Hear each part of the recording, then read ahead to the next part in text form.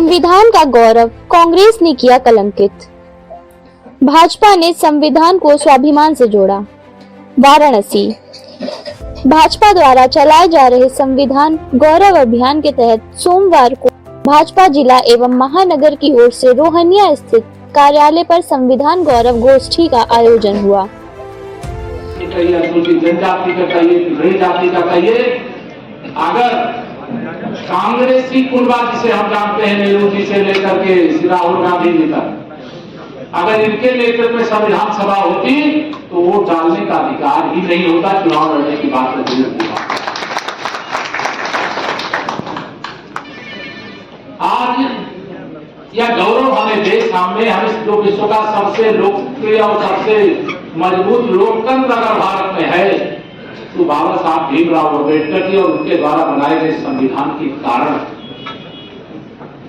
अगर आज इस देश के अंदर आप 5 वर्ष के अंदर जो सरकार आपको प्रिय नहीं लगती, जो अच्छा काम नहीं करती, सरकार को बदलने का, विधायक और सांसद को बदल देने का अधिकार अगर आपके पास है, मत तो वोट रूपी अधिकार, वोट रूपी शस्त्र, वोट रूपी लोकतंत्र की ताकत अगर आपके पास है तो उसके आधार पर आप 5 साल में विधायक, सांसद, सरकार बदल सकते हो। या ताकत बाबा साहब भीमराव अम्बेडकर बाबा साहब का अपमान किया था लोग, ये ध्यान रखने की जरूरत है। 88 चुनी हुई सरकारें कांग्रेस के नेतृत्व वाली सरकारों के समय बर्खास्त की गई।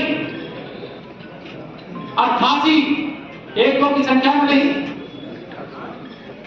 88 सरकारों से जो कांग्रेस की सरकार ने उसको बर्खास्त कर या बात किया। कांग्रेस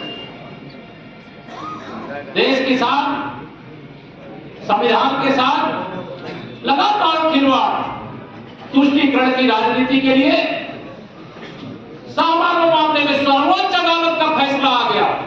उस फैसले के बाद बहुमत का दुरुपयोग करते हुए मुस्लिम प्रसन्न लाहौर को समर्थन देने का काम किया, कानून बना दिया। देश की सर्वोच्च अदालत को भी नकार दिया वोट बैंक की राजनीति के लिए। और राजनीति करेगी, फूट डालो और राज्य करो, तुष्टीकरण, बाबा साहब के संविधान की दर दर पर हत्या करने, एक बार नहीं अनेक बार करने। आजादी के बाद इस देश की सरकार का नेतृत्व कौन कर रहा था? कांग्रेस पार्टी कर रही और उसका नेतृत्व कौन कर रहा था? उस कांग्रेस पार्टी के नेतृत्व में कभी नेहरू जी होते थे, पंडित जवाहरलाल नेहरू जी, कभी श्रीमती इंदिरा गांधी जी होती, कभी श्री राजीव गांधी जी होते थे, और कभी रिमोट से संचालित होने वाली डॉक्टर मनमोहन सिंह जी, जो हम सबके बीच में नहीं है, उनके नेतृत्व में सरकार होती थी। जब ये 60 वर्ष तक सरकार में थे, बाबा साहब को सम्मान दिए क्या? बाबा साहब को भारत रत्न कब मिला? जब भारतीय जनता पार्टी के समर्थन से श्री वीपी सिंह के नेतृत्व में देश में सरकार बनी, तब बाबा साहब को भारत रत्न प्रदान।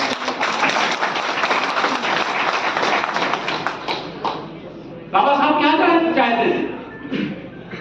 अगर देश आजाद हुआ, अंग्रेज चले गए, तो संविधान सभा अपना संविधान होना चाहिए, अपना राष्ट्रीय ध्वज होना चाहिए। तो संविधान सभा में बाबा साहब सदस्य न बनने पाए, इसके लिए कांग्रेस पार्टी ने सारा षड्यंत्र किया, बहुत बुरा षड्यंत्र किया, और उनको संविधान सभा का सदस्य महाराष्ट्र से बनना था, उनको बनने नहीं दिया। पश्चिम बंगाल के कोटे में बन करके आए, अन्यथा संविधान सभा के अध्यक्ष ही नहीं हो। देश में 370 जैसी बीमारी, कैंसर, या देश के किसी हिस्से को कमजोर ना बना सके, इसे 370 को विशेष जो अधिकार देने का काम हुआ, उसके बाबा साहब विरोध है। लेकिन 370 का उद्देश्य क्या था? आपने देखा, आजादी के बाद जम्मू कश्मीर में धारा 370 और 35 से लगा करके मेरे भारत माता के हाथ और पैर में बेड़ियां जकड़ दी गई। बाबा साहब चाहते थे इस देश की जो आधी आबादी महिलाओं की है, उनको शिक्षा भी मिले, उनको स्वास्थ्य भी मिले, उनको आर्थिक उन्नति का अवसर भी मिले। लेकिन कांग्रेस पार्टी ने उनको कभी अवसर नहीं दिया। सबका साथ सबका विकास करने का काम माननीय नरेंद्र मोदी जी के नेतृत्व में जब भारतीय जनता पार्टी की सरकार आई तो सबका विकास हुआ, महिलाओं का सशक्तिकरण बड़े पैमाने पर हुआ। बाबा साहब चाहते थे कि संसद में, विधानसभाओं में महिलाओं की हिस्सेदारी हो। लंबे समय से विषय चल रहा था, लेकिन जब माननीय नरेंद्र मोदी जी के नेतृत्व में सरकार बनी, नया संसद भवन बना, उस नए संसद भवन में जो पहला कानून बनाने का काम हुआ वो महिलाओं को 35% आरक्षण देने का कानून बनाने का काम हुआ। एक एक करके करूंगा पूरा, इस संकल्प के साथ वो पूरे देश के अंदर क्या कमाल किया है। आप में से जो तमाम गरीबी के बैकग्राउंड से निकल करके आज मुख्यधारा में आए हैं, वो याद करें आज से 10 साल, 20 साल, 25 साल पहले का समय, जब दोनों समय भोजन का संकट होता था, अनेक परिवारों में होता था। बाबा साहब की प्रेरणा थी, माननीय प्रधानमंत्री नरेंद्र मोदी जी के नेतृत्व में सरकार बनी। कोरोना काल से एक ऐसा अभियान चला जिसे प्रधानमंत्री गरीब कल्याण अन्न योजना है, जिसमें कोई गरीब भूखा न रहे। सबका साथ सबका विकास का संकल्प लेकर के जब हमारी सरकार, डबल इंजन की सरकार माननीय मोदी जी, आदरणीय योगी जी के नेतृत्व वाली काम करना शुरू किया, तो यह राशन वितरण कोई साधारण बात नहीं है। अब चूंकि लगातार मिल रहा है वो साधारण लग सकती है, लेकिन ये साधारण नहीं है। खजाने का इतना बड़ा हिस्सा गरीबों के लिए समर्पित कर देना, ये 56 इंच के सीने वाले और काशी के सांसद नरेंद्र मोदी जी के नेतृत्व में ताजा उदाहरण देकर के मैं अपनी बात खत्म करूं। ताजा उदाहरण ये है कि अभी पिछले दिनों डॉक्टर मनमोहन सिंह जो देश के पूर्व प्रधानमंत्री थे, कांग्रेस के प्रधानमंत्री, उनका निधन हो गया, राष्ट्रीय शोक की घोषणा हो गई।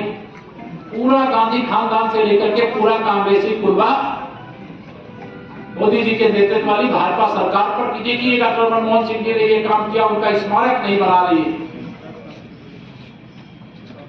लेकिन अभी मैंने देखा है 15 जनवरी को कांग्रेस का एक केंद्रीय जो कार्यालय है वो बनकर के तैयार हुआ, बड़ा भारी कार्यालय बनाए, ऐसा मैंने टेलीविजन के माध्यम से, अखबारों के माध्यम से देखा था।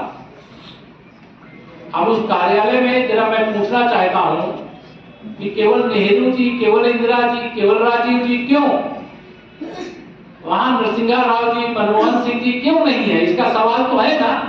बिल्कुल है। उस सवाल का जवाब ही नहीं देंगे। देश के पूर्व राष्ट्रपति प्रणब मुखर्जी जी का स्मारक बनाने की घोषणा कर दी जा रही है, कांग्रेस का कोई नेता उसका स्वागत नहीं किया। देखा है आपने? उनको एक खानदान से लेना देना है, और माननीय नरेंद्र मोदी जी के लिए 140 करोड़ देशवासी उनके खानदान के सदस्य।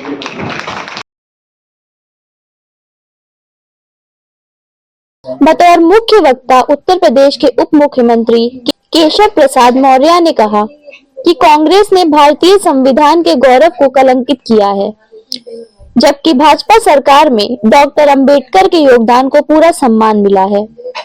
उप मुख्यमंत्री केशव प्रसाद मौर्य ने कहा कि भारत के वर्तमान प्रधानमंत्री नरेंद्र मोदी ने बाबा साहब डॉक्टर भीमराव अंबेडकर के योगदान को लगातार सम्मान दिया है।